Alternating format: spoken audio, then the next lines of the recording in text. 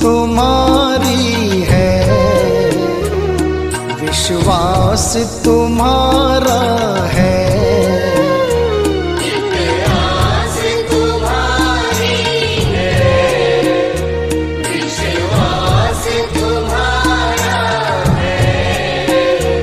अब तेरे सिवा बाबा कहो कौन हमारा है।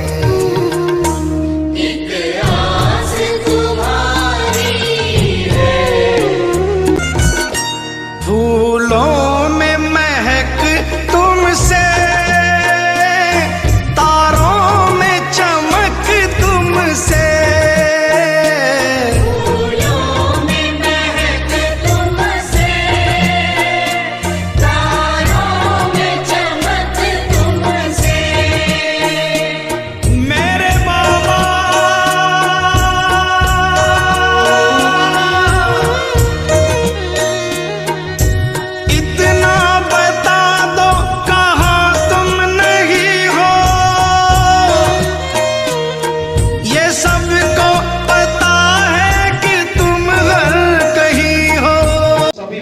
संत जन, महात्मा जन, सेवक जन अपने अपने सदगुरु की चरण वंदना करते हैं, उनसे प्रार्थना करते हैं, हे सदगुरु भगवान हमारा ध्यान भाव भक्ति मार्ग सदमार्ग धर्म मार्ग सेवा मार्ग हमारा जीवन इन्हीं कार्यक्रमों में सदैव आपकी दया कृपा बनी रहे और इन्हीं कार्यक्रमों में हमारा जीवन तत्पर बना रहे।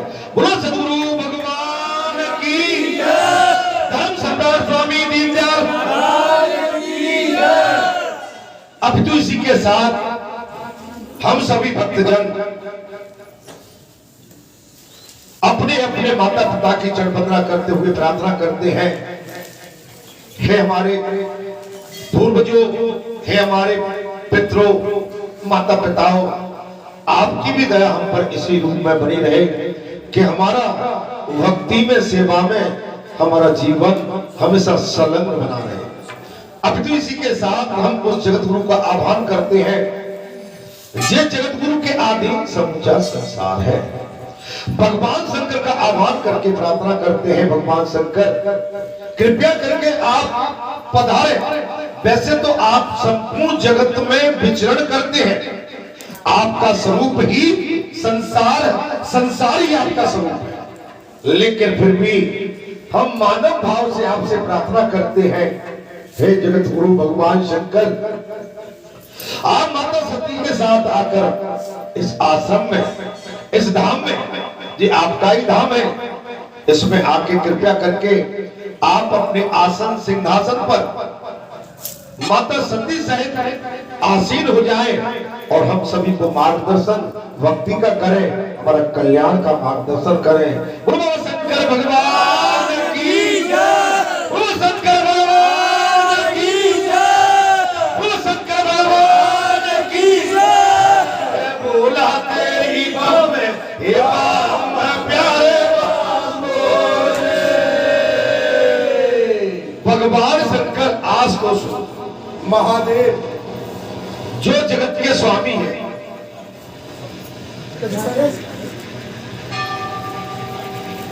जो जगत के स्वामी हैं, उनसे हम भाई कपड़े भी उनसे हम प्रार्थना करते हैं कि आप हम पर दया करें, अपनी कृपा बरसाएं। अर्थात आज इस नए वर्ष के उपलक्ष्य में 2023 का प्रथम मंगलवार आप सभी के लिए कल्याणकारी, हितकारी और मंगलकारी ऐसी मैं प्रभु से प्रार्थना करता हूं। जी हमारा भारतीय संस्कृति के मुताबिक जी हमारा नया वर्ष नहीं है, लेकिन हमारी इस भारत देश की प्रक्रिया भी इसी सन पर आधारित है, इसलिए सन बदला है, सम्मत नहीं बदला है। हमारा वास्तविक नया वर्ष चैत्र मास की गुड़ी पड़वा के दिन से प्रारंभ होता है। हमारे विद्वानों ने बताया है कि हमारा जो समय का जो चक्र है वो सूर्य उदय से और सूर्य अस्त तक होता है, लेकिन वेस्टर्न कल्चर में जो वर्ल्ड अंग्रेजों की पद्धति के अनुसार उनका समय रात्रि के ठीक 12 बजे के बाद बदलता है, ये चलता है उनका, ये चक्र है। अंतर है हमारे आपके समय चक्र में भी अंतर है, ठीक है। हमारा समय अगर हम घड़ी लगाए तो सूर्य उदय से और सूर्य ढलने तक के लिए हमारा दिन रात्रि का बदलाव आता है। चलिए, लेकिन हमारी गणित, हमारा बजट, हमारे देश के आंकड़े इसी पर आधारित है। क्या कर रहे राकेश, इसी पर आधारित है। इसलिए आपका ये सन बदला है। मैं आपके बदले हुए सन और वर्ष के लिए ढेर सारी शुभकामनाएं आपको देता हूं। आपके लिए ये मंगलकारी वर्ष हो, संकट आपके निकट न आवे, महावीर जब नाम सुनावे, तो आप इनका नाम जपते रहिए। ये संकट मोचन है, ये संजीवनी लाके दे सकते हैं, ये मरे के अंदर प्राण डाल सकते हैं, इनकी कला है। आप इनके अनुयायी आज्ञाकारी बन के रहेंगे तो निश्चित ये सुनते हैं और सुन के आपका काम भी करते हैं। इन पर विश्वास करिए, परमात्मा है। चलिए मैं कथा की ओर आऊंगा। कथा बहुत ही मार्मिक है। आज की कथा का जो प्रसंग आता है, मेरुगिरी से स्पर्धा करके विंध्याचल का सूर्य के मार्ग को रोकना, भगवान सूर्य के मार्ग को रोकना, और ब्रह्मा जी के आदेश से देवताओं का काशी में अगस्त मुनि के समीप जाना।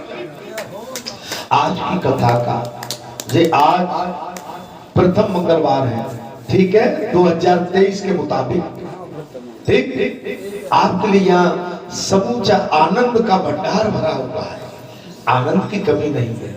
हर महीने के अंतिम पूर्णिमा के आसपास एक यहाँ पर दानवीर भी आते हैं जो भंडारा भी आपके लिए बनाते हैं, वो अपने भंडारे में लगे हैं।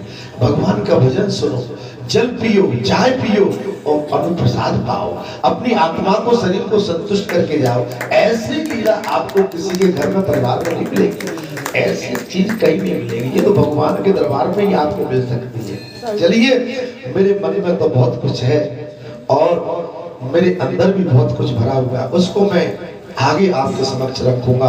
अभी मैं वरुण देवताओं से अनुरोध करता हूँ, हे वरुण देवो, अपनी मधुरमय वाणी, मिठासमय वाणी के माध्यम से कृपया करके हम सभी संत महात्माओं को, सेवकों को आप आनंदित करें और हम सभी को शीतल करें, हमको ठंडक दें, शांति प्रदान करें। वो बड़े देवताओं की जय। ओम श्री सरस्वती नमः। पाद पंकजम जय स्कंद महाप्राण की जय, मन भागवत महाप्राण की जय, समुदेव जी महाराज की जय, परिषद जी महाराज की जय, राम संतन की जय, राम भक्तन की जय, जय जय श्री राम, जय श्री राधे, जय श्री राधे, पार्वती पते हर हर महादेव। श्री भगवत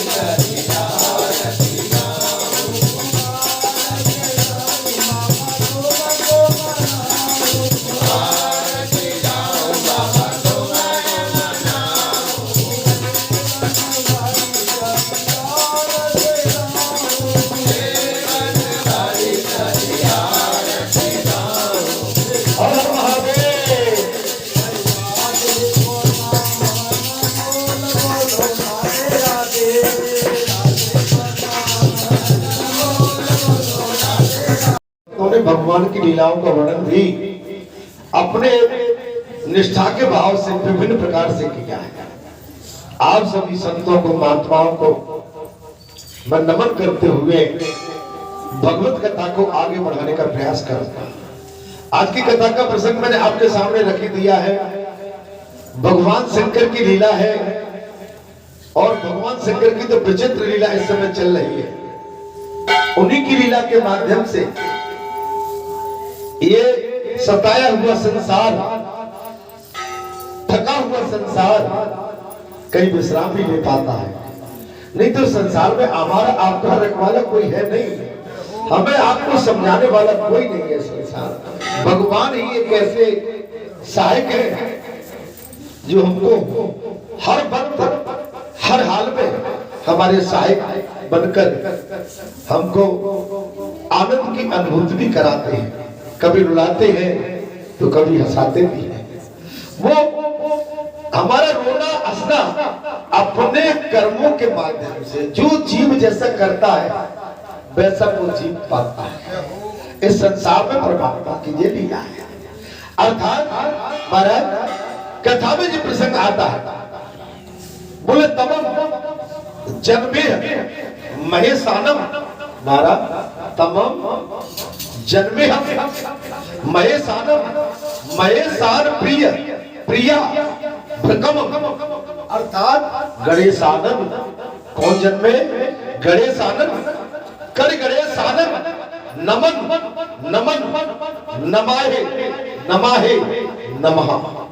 हम गणेश जी को प्रणाम करते हैं, नमन करते हैं। गणेश जी भगवान शंकर के पुत्र हैं और शंकर भगवान के पुत्र श्री गणेश जी को हम नमन करते हैं। विद्याधीशम श्री गणनाथम मूषक यादव गौरी तनयम वंदेव देवम सिंदूर वदनम मंगल रूपम भक्ताधीनम। भक्तों पर दया करने वाले गौरी के नंदन को हम कोटि कोटि नमन करते हैं, प्रणाम करते हैं, उनकी चरण वंदना करते हैं। उनके चरणों में हम अपना सर और साष्टांग शरीर समर्पित करके भगवत कथा को आगे बढ़ाने का प्रयास करते हैं। भगवत कथा कल्याणकारी। आप किसी संत से, महामुनि से, आप माता अनसुईया, सती सावित्री, उनसे कम नहीं हो, जिनका मन भगवान की कथा में संलग्न रहता है, लगा रहता है। जिन महात्माओं का, आप जैसे महापुरुषों का, आप जैसे संत पुरुषों का जिनका कथा में मन लगता है, वो पूर्व जन्म में सभी के सब ऋषि मुनि हैं। आप आज भले इस संसार में संसारी जीव बने, लेकिन पूर्व जन्म के आप महामुनि हैं। आप इसलिए महामुनि हैं कि महामुनि का ही मन भगवान की चरण वंदना में और भगवान की कथा में लग सकता है। संसारी जीव का मन भगवत कथा में नहीं लगता, राम कथा में नहीं लगता है। जो मनुष्य चलायमान होते हैं, चंचल होते हैं, उनका मन टूट जाता है, उनको एक जगह शांति नहीं मिलती है। कभी कोई अधिक कमाई के चक्कर में जो कुछ उसका स्थायी धंधा है, स्थायी पर उसके माध्यम से उसका धंधा चल रहा है, वो अधिक कमाई के चक्कर में अपने स्थायी धंधे को छोड़ के उसके चक्कर में फंस जाता है। जब उसके चक्कर में फंस जाता है तो उसका स्थायी धंधा भी उसके हाथ से चला जाता है। टेम्परेरी आकस्मिक धंधा काम में नहीं आता, स्थायी काम में आता है। आज आपको 500 रुपए की मजदूरी रोज मिले वो काम में नहीं आएगी, लेकिन 500 की मजदूरी से अगर आपको रेगुलर मिली तो 15,000 रुपए मिलेंगे। लेकिन महीने के 10,000 मिलेंगे, भले ही 5,000 कम कर दो, वो फायदेमंद रहेंगे, क्योंकि वो बंधी हुई तनख्वाह और बंधा हुआ धन आपके घर में पहुंचेगा। बोल सच्चे दरबार की जय। मजदूरी तो आज मिली, कल नहीं मिलेगी। जो लालची लोग होते हैं, जो माया जाली होते हैं ना, वो माया का जाल फंसते हैं, ठीक है। और जो कलाकार होते हैं वो माया के जाल में फंस जाते हैं। संत नहीं फंसेगा। जिसकी भगवान के प्रति, आश्रम के प्रति, जिस व्यक्ति के प्रति, जिस समाज के प्रति, जिस राज के प्रति सच्ची भावना होगी तो वो अमेरिका, दुबई नहीं भागेगा, वो भारत में रहना ही पसंद करेगा।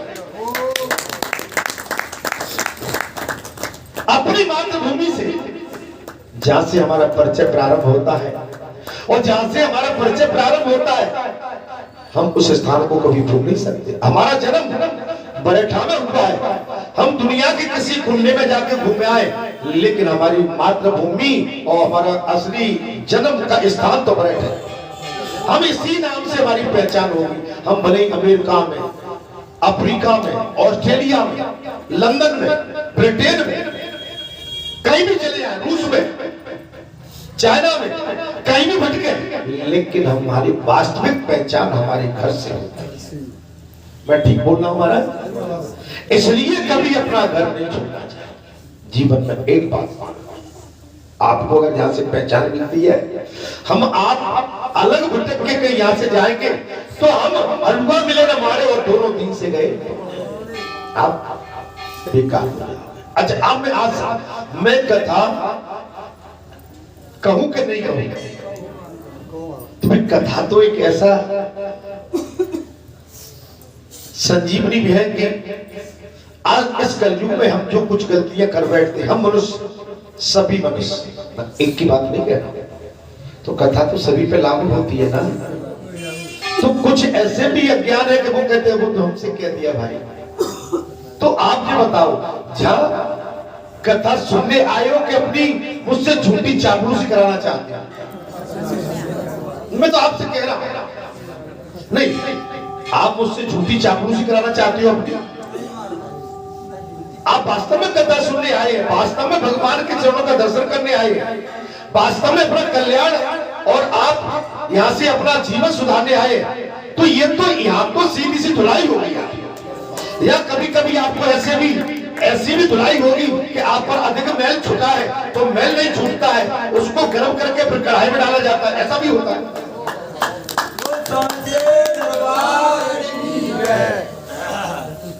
तो मैं नहीं, आप शांत रह जाते हो। कुछ ऐसे भी होते हैं, मुझे समाज, वो तो आपने हमसे कह दिया, लेकिन आप उनके सामने नहीं कह पाते हो कि नहीं आपसे नहीं कहा है, वो तो कथा का प्रसंग है। आप वहां भी नहीं बोल पाते हो, वहां शांत होकर बैठ जाते हो। तो मैं आज आपसे पूछ रहा हूँ, आप वास्तव में कथा सुनने आते हो कि अपनी झूठी प्रशंसा सुनते? मैं कहता हूँ आप बहुत अच्छी हो, आपसे बहुत अच्छा, आपसे बढ़िया इस संसार में कोई है ही नहीं। मैं झूठी चापलूसी कथा का प्रसंग है, हाँ, जहां मुझे आपको लगता है कि आपने अच्छा किया, मैं आपका उसका श्रेय भी आपको, लेकिन आप झूठा श्रेय मुझसे लेना चाहोगे, वो तो मैं नहीं दे पाता। मेरी पढ़ाई में, मेरी क्लास में और मेरी कक्षा में इसमें बैठना है, तो मैं तो यहाँ सत्य सत्य कहूंगा, जो सत्य कहता मैं वही कहूंगा। वो सत्य मुझ पर खुद पे क्यों लागू होता? मैं तुमको तो क्या, मैं अपने आप को भी नहीं छोड़ूंगा। कि जिनका मुख गजराज के समान है, गणेश जी का मुख कैसा है? गजराज के समान है। और जो महादेव जी के प्रिया पार्वती के लाडले पुत्र हैं, महादेव जी की प्रिया लाडले पार्वती के पुत्र और सबके महान शासक है, सबके महान शासक है, सभी के महान शासक है। कौन? गणेश जी बुद्धि के नायक है तथा रोग शोक से सर्वदा अलग है। रोग शोक से महापुरुष रोग से शोक से अलग रहता है। क्या पार्वती जी के लाडले पुत्र सबके महान शासक है तथा रोग शोक से सर्वदा रहित है। उन श्री गणेश जी को हम चिंतन करते हैं, उनकी प्रार्थना करते हैं। अर्थात जो पृथ्वी पर स्थित होकर कथावाचक ने कहा है, सूत जी कहते हैं कुल्हे ऋषियों,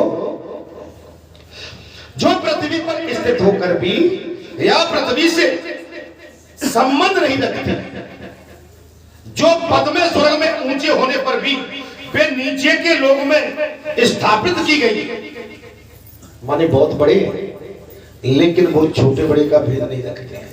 अभी आप वही बात चल रही है, गणेश जी इतने बड़े हैं लेकिन इसके पश्चात भी वो छोटे बड़े का भेद नहीं रखते।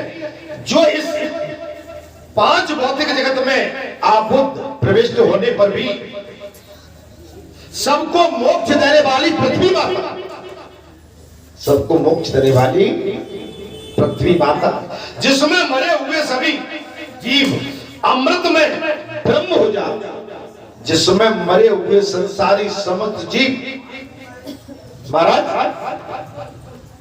ब्रह्म में अमृतमय ब्रह्म हो जाते हैं, जो सदा तीनों लोकों में पवित्र नदी गंगा जी के तट पर सुशोभित है और देवता भी जिसका सेवन करते हैं। गंगा मैया जो आप समझ लो, वहां पर आप जैसे संतों की महात्माओं को देखकर जब स्नान करते हैं, पृथ्वी लोक पर कौन है? गंगा मैया पृथ्वी पर विचरण करती है, देवी है, भगवती है, वो शुद्ध करती है और जिनकी प्रशंसा देवलोक में बैठे हुए देवता भी करते हैं, जिनका सेवन करती है, वो त्रिपुरारी महादेव जी की राजधानी काशीपुरी संपूर्ण जगत का विनाश से बचा। बाबा शंकर की नगरी काशीपुरी जो संसार को सारे विनाशों से बचा।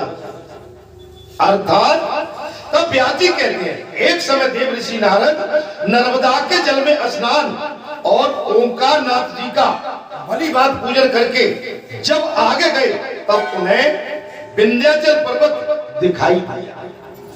विंध्याचल पर्वत किनको? नारद जी को।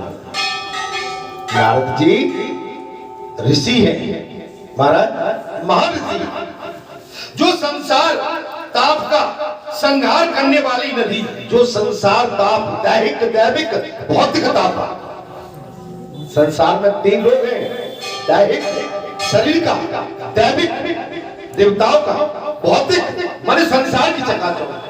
गाड़ी आ जाए, बड़ी बिल्डिंग बन जाए, बगीचा हो, तामझाम हो, ब्लैक कमांडो हो, हमारे पास ओडी आ जाए, मर्सरी आ जाए, बढ़िया से बढ़िया गाड़ी। आजकल आदमी इसी चक्कर में पड़ा है, चार पहिए की गाड़ी कैसे आए, कैसे हम कौन सी युक्ति लगाए। तो बिल्कुल युक्ति लगाना चाहिए, लेकिन मेहनत बेईमानी से वो काम में नहीं आएगा। आप दूध में जितना पानी मिलाएंगे महाराज, वो चोट पानी मिला हुआ दूध में मिला हुआ पानी आपको चोट देगा, उतनी बीमारी आपके घर में आ जाएगी। वो दूध एक तरफ हो जाएगा और पानी एक तरफ। जो आपने अपने ग्राहक को पानी मिला के दूध दिया था, वो बीमारी में आपत्ति में उतना पैसा आपका चला जाएगा। नहीं आई समझ? उतना पैसा किसी न किसी महान बीमारी में। आपकी समझ में कुछ आ रहा है कि नहीं आ रहा? आप 2 नंबर का कोई भी काम करेंगे, दूध में पानी, अनाज में कंकड़ पत्थर, आप नल्ले का अनाज ये भी समय हम बीमारी दे रहे हैं लोग। हमको लगता तो कि हमारी पैदावार ज्यादा होगी, हमारे खेत के पास नल्ला, इसमें से पानी दे दो, लेकिन हम आप ये भी अत्याचार कर रहे हैं कि गंदे पानी से अनाज को पैदा करके और हम बीमारी इस संसार को दे रहे हैं। क्यों बुरा लग गया? बुरा लग गया तो कर रहे हैं कि नहीं कर रहे? भाई अनाज में गंदे पानी का अनाज पैदा होगा, हमने उसका विक्रय किया, हमने जानबूझ के गंदे पानी से अनाज पैदा करके हमने संसार में ले जाकर संसार जीव उसको खाएगा। हमने उनके मुंह में पक्का अनाज नहीं जहर डाल नहीं आई तो बचना चाहिए कि नहीं? बचना चाहिए। गंदे पानी का उपयोग मत करो। इस समय साग सब्जी तेल तिलहन दाल ये गंदे पानी से आप लाके इन संसार में हम आप जैसे जीवों को खिला रहे हैं, सब्जी खिला रहे हैं। मैं सब्जी लेने जाता हूँ 5 वर्ष से बता कसम खा के नल्ले का नहीं है दादा, नल्ले का नहीं है। मेरी एक बार और को भगवान की कसम, मेरी भगवान की कसम तुम छोटी खा जा। आप मेरी बात को पकड़े। हम बीमारी दे रहे हैं जानबूझ के। अच्छा हम भी खा रहे हैं। एक चीज और है, हम खिला भी रहे हैं और खा भी रहे हैं। जब जहर को खिलाएंगे खाएंगे तो हमारी मानसिकता भी जहरीली बनेगी। बनेगी कि नहीं? अच्छा बताओ। मलिन हो रही बुद्धि। अच्छे बुरे का हम सब कुछ छोड़ दिए। हम ये कहते हैं कि संसार की व्यवहारिकता में तो हम निपुण है कि नहीं उसके ऐसा वैसा। हम संसार की व्यवहारिकता के साथ साथ अपने मन को भी अपने क्रियाकर्म को भी साफ करें, तब आनंद आएगा। जीने का आनंद तब है। महाराज वेद व्यास जी कहते हैं एक समय देव ऋषि नारद नर्मदा के जल में स्नान करके और श्री ओंकार नाथ जी का भली भांति पूजन करके जब आगे गए तब उन्हें विंध्याचल पर्वत दिखाई दिया जो संसार ताप का संहार करने वाली नर्मदा नदी के जल से सुशोभित था।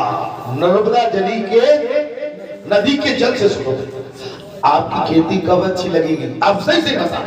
तब आपने उसके अंदर कोई पाप का बीज नहीं डाला होगा, तब कोई गलत काम नहीं किया होगा, तब उसमें जहरीला पानी नहीं दिया होगा, तब आपने अपवित्र होकर खेत खलिहान में गए होंगे, तब आपने उसमें कहा कि अधिक पैदावार हो जाए भले जीव मर जाए, तो आपने हमने जी पाप घर बैठे कर लिया। घर बैठे महाराज जी तो किसी को बुरा नहीं लगेगा, लेकिन धंधे को कोई छोड़ना नहीं चाहता है, जुड़ना चाहता है। संत बनना चाहते हो, महात्मा बनना चाहते हो, पूजा कराना चाहते हो, महर्षि बनना चाहते हो, लेकिन संसार के चक्कर से बचना ही दे। संसार के लपेटे में पड़ के ऐरे तैरे कायरे कोरे ऐरे इसी के चक्कर में पड़े हो। न तुम्हें साधना का ख्याल है, न सत्यता का ख्याल है, न अपनी मर्यादा का ख्याल है, न उठने का ख्याल है, न बैठने का ख्याल है, न उठने का, न जागने का, न सोने का, न खाने का, न पीने का, किसी से बात कहने का ख्याल है। और तुम हम संत बनना चाहते हैं तो संत बनना इतना आसान नहीं है। बोल बाबा जी महाराज की जय। इसके लिए त्याग चाहिए, वैराग चाहिए, पक्की निष्ठा चाहिए, आपका संकल्प होना चाहिए, आपके अंदर इतनी क्षमता होना चाहिए प्रभु की कृपा से। आप मनुष्य रूप से नहीं, मनुष्य स्वभाव से तो आप अभिमान ले लेंगे, दया करेंगे। और जब आप पर दया की है तो आपके अंदर भी दया होना चाहिए। आपके अंदर अहंकार बिल्कुल उसकी खुशबू नहीं आना चाहिए। आप क्लियर कट, मेरी गद्दी ऊंची हो, मैं कहीं समाज में जाता हूं, मेरा कद ऊंचा हो, मैं समाज में जाता हूं। आप मैंने कहा मैं एक किसान का बेटा, मैंने कहा मैं एक किसान का बेटा, एक हल हाँकने वाले का बेटा, मेरा जन्म कतरी बिछैया में हुआ। क्या मैं उस समय को भूल सकता हूं? अगर मैंने छोटा धंधा करके बड़ा धंधा मुझे मिला तो पहले हमने कौन सा धंधा पकड़ा था? तुम कह पाओगे? पहले तुम्हारी जेब में 5 रुपए भी नहीं हुआ करते थे, कह पाओगे? नहीं कह पाओगे। वो क्षमता आपके अंदर होता है। अब आप बड़े बन गए, आप पर पैसा हो गया तो आप अपनी वो छोटा आपका माहौल था जहां आपका पालन पोषण होगा, जहां से आप ऊपर गए तो आप ऊपर पहुंच के अभिमान आ गया। अब नीचे की बात को क्यों भूल महाराज जी? क्या चक्कर है भाई जी? क्या चक्कर है कि हम नीचे की बात को भूल जाते हैं, ऊपर की बात को याद रखते हैं। हमारा कद, हमारा पहुंच हमारी अच्छी होगी नहीं। देखिए आकाश को अपने तेज से प्रकाशित करने वाले नारद जी को दूर से आते हुए देखकर गिरजा बिंद ने उनकी आगमनी की है। उस पर्वत ने सूर्य के समान तेज है नारद जी के। क्यों है? पवित्र नदी में स्नान करते थे, घाट पर स्नान, सुबह की वंदना, शाम की वंदना और भगवान का भजन करते थे। पवित्रता कहाँ आएगी? जब बालाजी धाम ग्राम बरेठा में आपका मन चित्त सुंदर हो, शुद्ध हो, और यहाँ पर तप तपस्या करके और आपके भजन में भी शुद्धता होना चाहिए। अगर भजन में किंतु परंतु है, आप अपनी प्रशंसा सुनने आए हैं, आप अपनी बड़ता सुनने आए हैं, तो भगवान आपको बिल्कुल नहीं छोड़ेगा। अभिमानी का अभिमान, अभिमानी के अभिमान का आहार करता है। आप गुण में बड़े, पद में बड़े, धन में बड़े, बल में बड़े, लेकिन बड़े नहीं हो। अगर आपने बड़प्पन नहीं बताया, बड़प्पन मिलता है शुद्धता से, नम्रता से, विनम्रता से, छोटे बन के, सेवा करके। आप हल्क बिल्कुल ऐसे में कुछ जानता ही नहीं, मुझे कुछ पता ही नहीं, मैं कुछ समझता भी नहीं, तब आपको आता है। आप सभी के चरणों में झुक जाओ। जब कोई जनता जनार्दन का सैलाब आता है, इस तरह का सैलाब आता है, जो मेरी माताओं का सैलाब है, आप जैसे महापुरुषों का सैलाब है, आप उनके चरणों में गिर जाओ।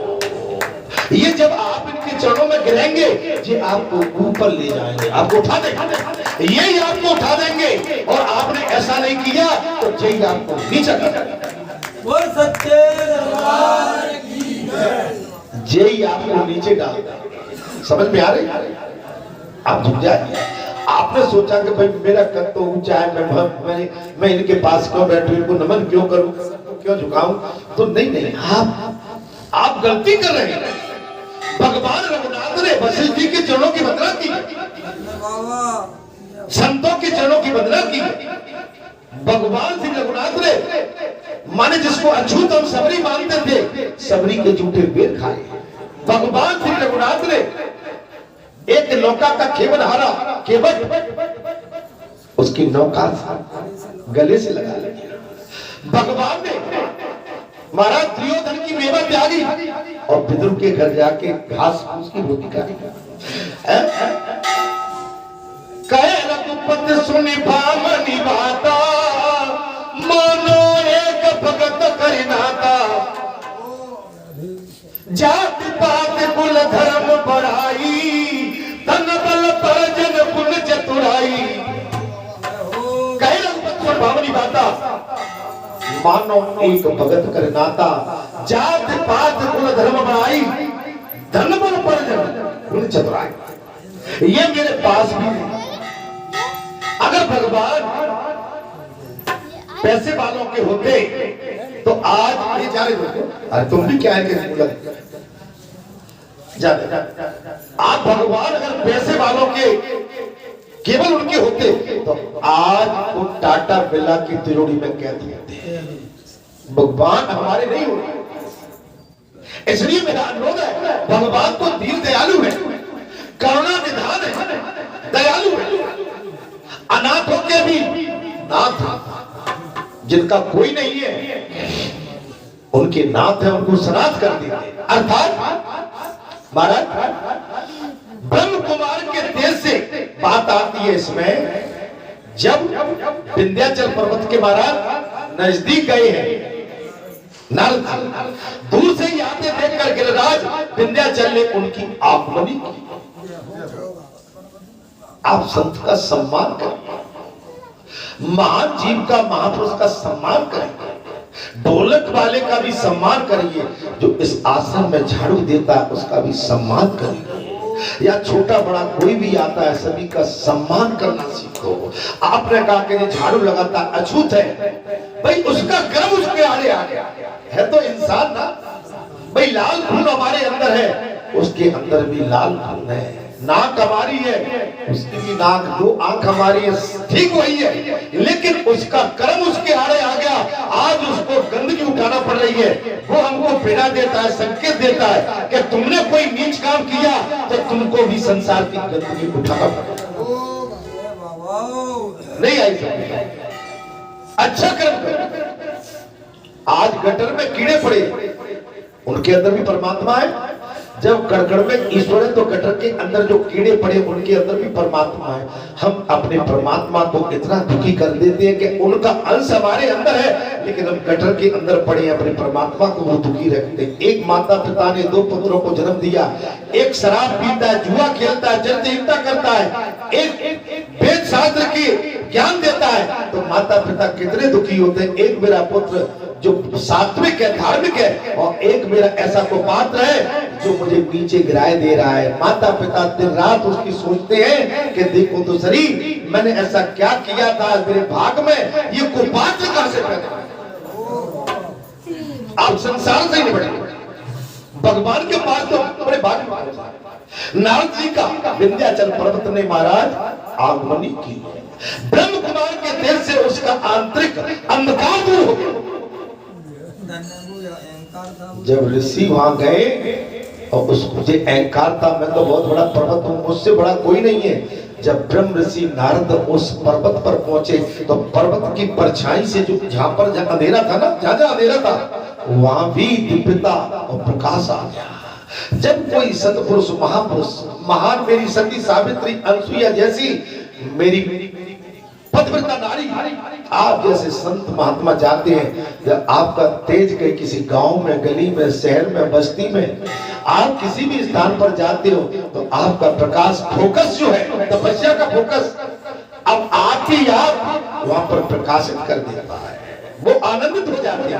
आवत ही हंसे नहीं और नैनन नहीं सरे और तुलसी वहां न बैठी कंचन वर्षे, जो आपको आनंद की अनुभूति न कर पाए, आपको आनंद नहीं दे पाए, आप ऐसे स्थान पर कृपया करके मत बैठिए। वहां पर वो सोने का चबूतरा क्यों ना, जो महाराज भले ही सोने का चबूतरा, अर्थात कथा में प्रसंग आता है, जब वो ब्रह्म तेज से प्रभावित होकर नारद जी के प्रति आदर का भाव रखकर उनका उत्तम सत्कार करने को उद्यत हुआ, और ऊपर से उनका कठोर होने पर भी विंध्याचल गिरी ने कोमलता धारण की। स्थावर संगम दोनों रूप में उसकी कोमलता को देखकर नारद जी को बड़ी प्रसन्नता हुई थी। आदमी प्रसन्न कब होता है? जब किसी महापुरुष को देख लेता है, संत पुरुष को देख लेता है, जब वो उससे प्रेम करता है, गदगद हो जाता है, तो वो कितना कठोर क्यों न हो, उसकी प्रसन्नता देखकर वो भी विनम्र हो जाता है, उसकी कठोरता देखकर वो भी विनम्र हो जाता है। अपने घर पर आते हुए बड़े या छोटे को देखकर जो छोटा बनकर नम्रता धारण करता है, महाराज कथा तो आप रोज सुनते हो महाराज, हम आप रोज सोचते हो, लेकिन कथा पर विचार करो। मेरा आपसे केवल इतनी सी विनती है, इतना अनुरोध है कि कथा सुनने के बाद उस पर अमल करो। हम उसको जो सोचेंगे भाई आज चलने जाने दो, अगला मंगलवार को देखेंगे, इस महीने को निकल जाए, इस महीने में तो हम प्रपंच में फंसे हुए, इस महीने को और टाल देते हैं, अगले महीने से हम बिल्कुल सही अपना हिसाब किताब कर लेंगे, तो न वो अगला महीना आ पाएगा, न हमारा आपका हिसाब किताब ठीक हो पाएगा। बोल बालाजी महाराज की जय। अभी सर्दी है, सर्दी में ठीक टाइम पर नहीं उठ पा रहे, अगली गर्मी आने दो, ठीक टाइम पर उठ के हम प्रयास करेंगे। तो आपके लिए गर्मी सर्दी सब बराबर है, हम अगले दिन से संभाल लेंगे अपनी बात को। वो अगला दिन आ ही नहीं पा, अगले दिन कहीं आप किसी कुसंग में पहुंच गए, आपकी बुद्धि ब्रह्म मन खराब हो गया, आपका अगला दिन आएगा ही नहीं।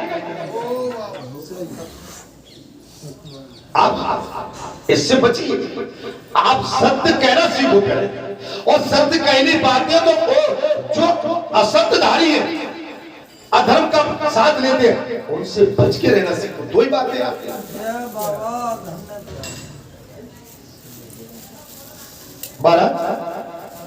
अपने घर पर आते हुए या छोटे को बड़े को देखकर जो छोटा बनकर नम्रता धारण करता है वही बड़ा है, वही बड़ा। और आप सबका संकट मेरा संकट है, मैं तो कहता हूं आप सबके संकट, ये बड़ा बैठा हुआ है, ये बैठा हुआ है, ये शनिवार को आया रोए बुरी तरह से, बुरी तरह नहीं, इतवार या कभी भी आया, लड़का शूटिंग करता रहता है, इसकी माँ भी बीमार है, उस दिन दिल्ली जानी थी, फूट फूट के रोए, बाबा कुछ भी करो मेरी माँ बनने वाली है, पहुंचने वाली नहीं है। मेरी बेटा तेरी तपस्या में और तेरी साधना में सत्यता है, तो तू विश्वास कर हनुमान जी पे, तेरी माँ बिल्कुल सही रहेगी। और कोई बता रहा था कि अब ठीक है। मेरा आप सबसे यही विनती है, होइए भाई जो राम रच को कर भावे साखा। संसार में हम जीवन में आए तो संकट भी आएगा, संकट क्यों नहीं आएंगे? हनुमान जी की मां पर और हनुमान जी के पिता पर कितने संकट आए थे, लेकिन हनुमान जी दूसरे के संकटों में लगे रहे, अपने माता पिता की चिंता कभी नहीं। आप अपनी चिंता, अपने घर की चिंता मत करो, आप दूसरे के संकट में सहायता बन के और उनकी आप सहायता करो, उनकी रक्षा करो। अर्थात हाँ, जीवन ही संघर्ष, जीवन ही संघर्ष है।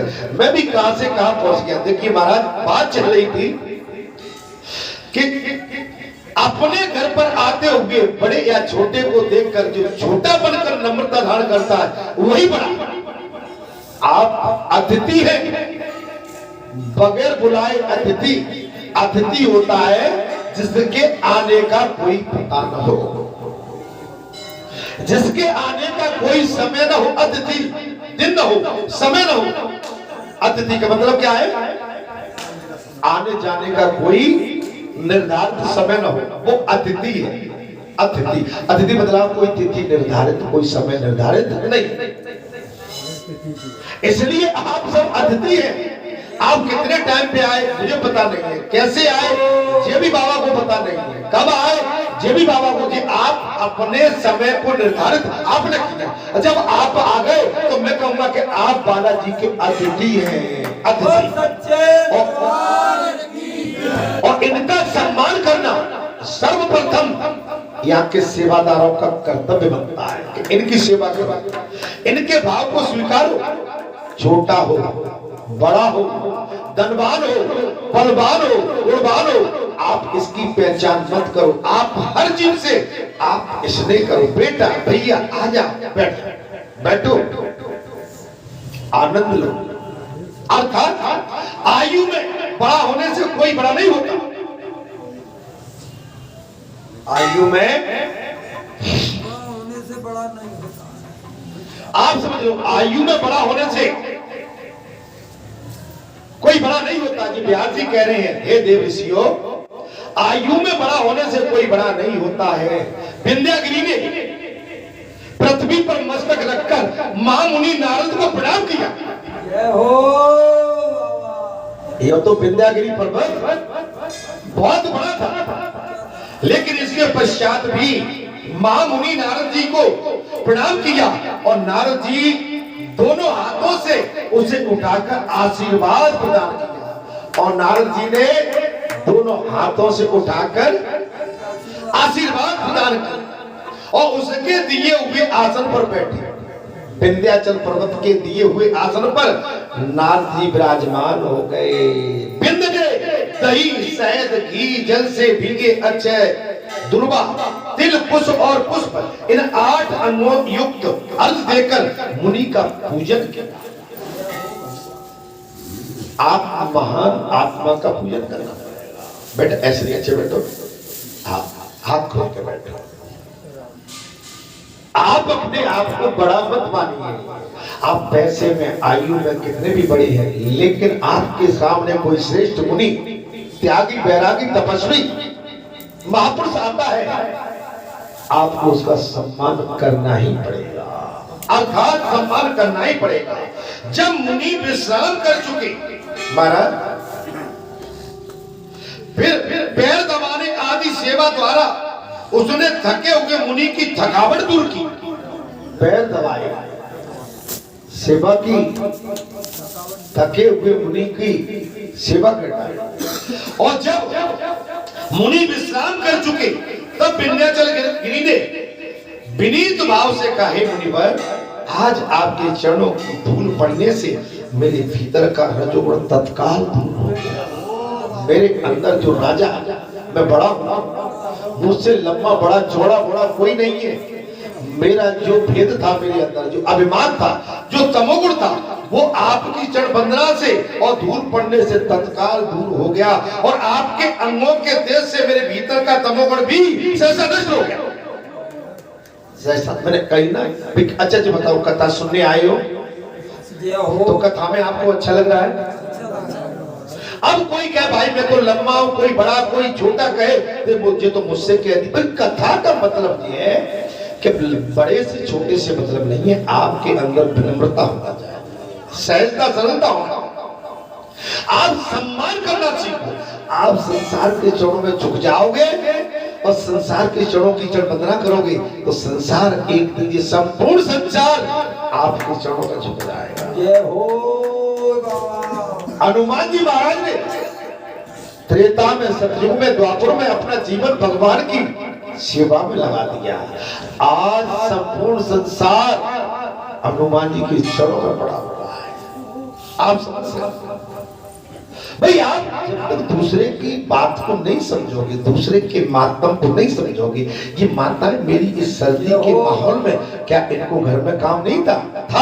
इनके बच्चे स्कूल नहीं जाएंगे, जा रहे होंगे, लेकिन बालाजी धाम ग्राम बरेटा पहुंचना है, इसके लिए रात को 3 बजे 4 बजे उठ के इन्होंने यहाँ आने के लिए पूरा कुछ न कुछ घर की व्यवस्था की होगी कि पहले नाश्ता, ये व्यवस्था, बेटा हम बालाजी में जाएंगे, हम जल्दी तुम भी नहा लो, जो टिफिन बना दिया, ये लेके चले जाना, हम 1 घंटे के लिए, आधे घंटे के लिए, 10 मिनट के लिए बालाजी के दर्शन करने जा रहे हैं। उन्होंने टाइम निकाला।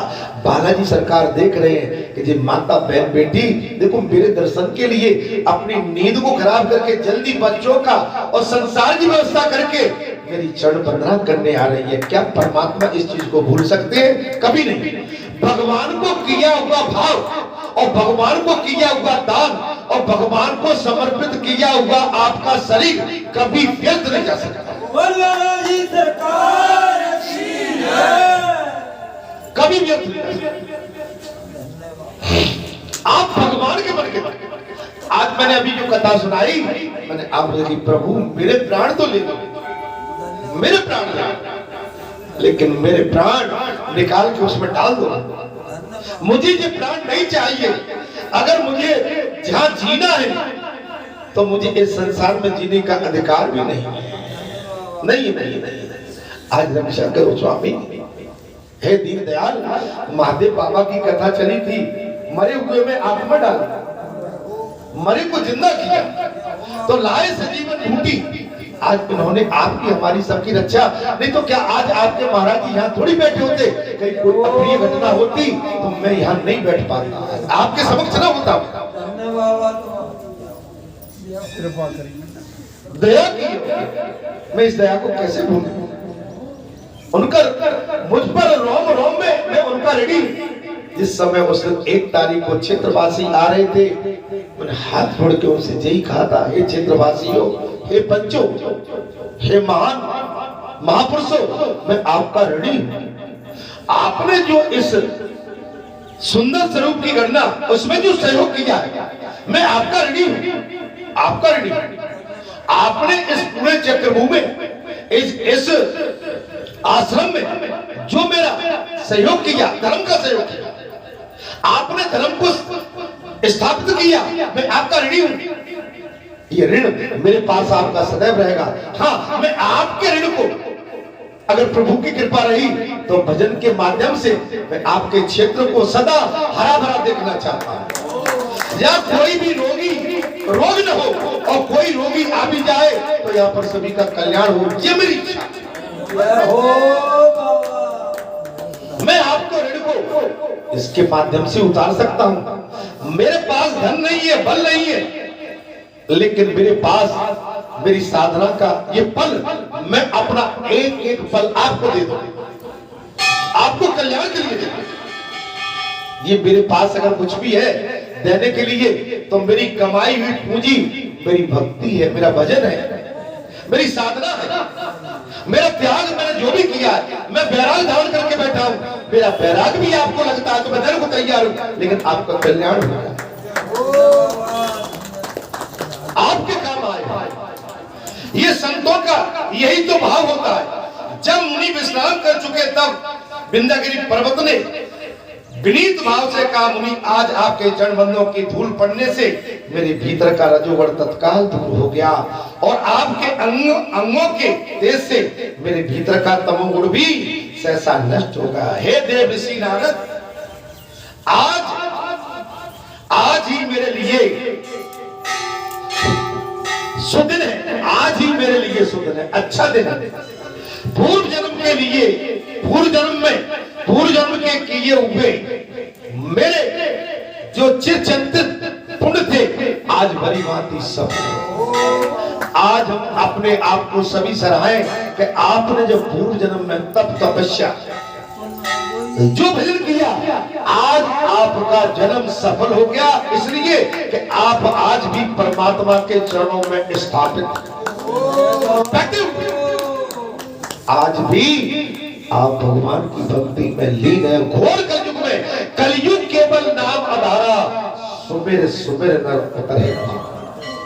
कलयुग केवल नाम आधारा, सुमिर सुमिर नर उतरे पारा। उल्टा नाम जपा जग जाना, वाल्मीकि भये ब्रह्म समान। भगवान का नाम उल्टा सीधा भी अगर आपके मन से सच्चे भाव से आ गया तो वो कल्याण कर देगा।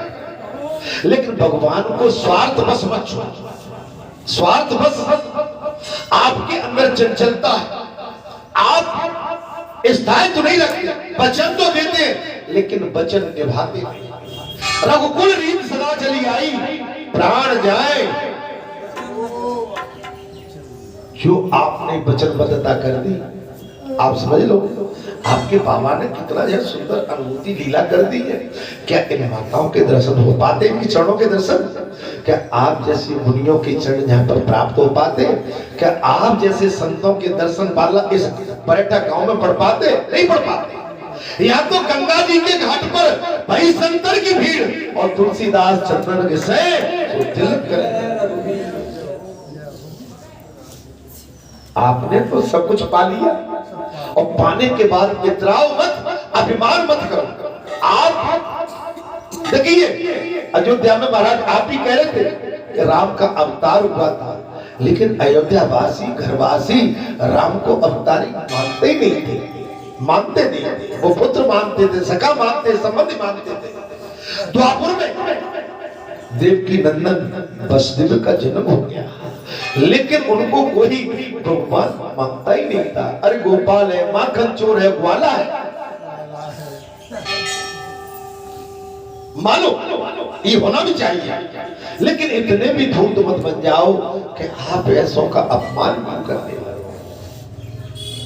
समझो, अर्थात विंध्यागिरी पर्वत की ये बात सुनकर नारद जी कुछ लंबी सांस खींचकर महाराज खींचकर रह गए। तब पर्वत में से श्रेष्ठ व्यक्ति ने कहा, सब अर्थों के ज्ञाता हे विप्रवर, सब बातों के ज्ञाता हे विप्रवर, मुझे अपने उच्छ्वास का कारण बताइए। आपका मैं कहां वास करूं?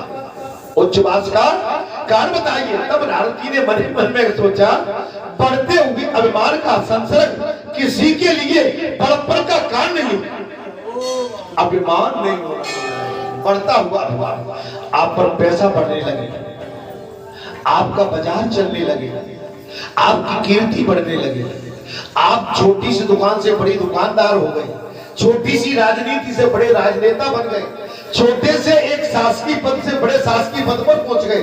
आपके अंदर अभिमान जागृत हो गया, अभिमान का जागरण चालू हो गया। तो आप इससे बचिए, इससे बचिए। आप संघर्ष करिए, लेकिन उस घर को याद करिए, आपने डके खाए, अब आप बड़े बन गए, अब बेटोगे भाई नहीं नहीं हमारे पास तो सब कुछ था। तो मेरी बात आपको अच्छी लगी कि खराब? आप अपनी कमजोरी कैसे बता सकते हैं? बताना पड़ेगा। आप थोड़ा कहते भाई अब तो हम बहुत बड़े हो गए, अब तो हमको आसन अलग चाहिए, हमारा कद ऊंचा है, हमसे ऐसे कैसे? अरे भाई बात तो सच्चाई की, हमसे तुमसे किसी से भी बात सच्चाई की होगी, वो तो बात सुनना पड़ेगा, वो तो बात सुन आशीर्वाद सुनना पड़ेगी। अच्छा बात चल रही थी महाराज, पर्वतों में श्रेष्ठ मेरी गुरु तुम्हारा अपमान करता है। बढ़ते हुए अभिमान का संसर्ग मैंने इसलिए कही, माने बढ़ता हुआ आपका स्वरूप है और आप में अभिमान आ गया।